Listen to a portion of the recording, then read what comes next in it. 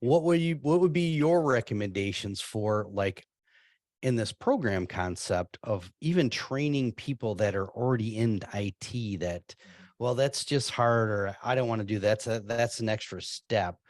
What suggestions would you have to everybody on getting that person that has been in a data center for 25 years and I've never used a buffet and I've never had an issue, but new attacks are coming out. How do you Yeah. train that stubborn old middle-aged white dude? Hey, hey.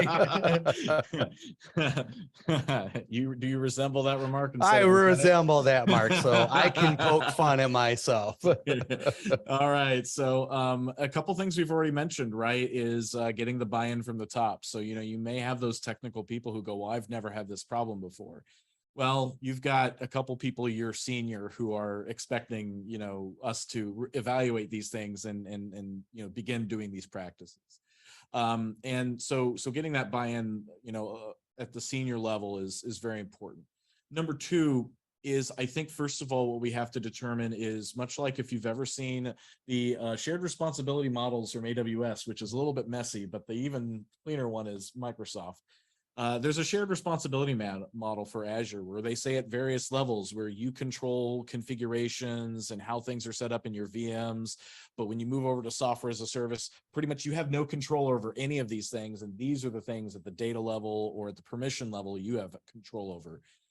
There's definitely a RACI or a shared responsibility model that has to be come up with to say, here's what security is doing for you. Here's what security is enabling you to do. And then here are things that are just purely your responsibility to do as good IT operations. We cannot do your MFA for you. You must do that yourself. We can set the requirements, but you have to carry those out.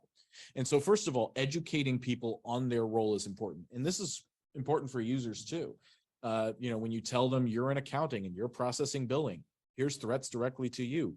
These are your responsibilities.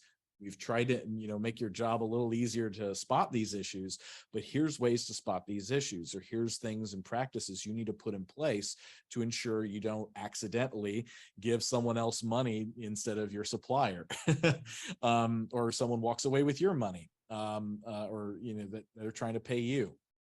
So I think that's where it starts, is letting people know and getting them comfortable and understanding of what their responsibilities to carry things out are, what they're accountable to, and just letting them know you will be measuring these things as well and reporting these up to senior management so that they know what the coverage of MFA looks like. How many privileged access accounts do we have? Do you have an environment where 50 people are domain admin?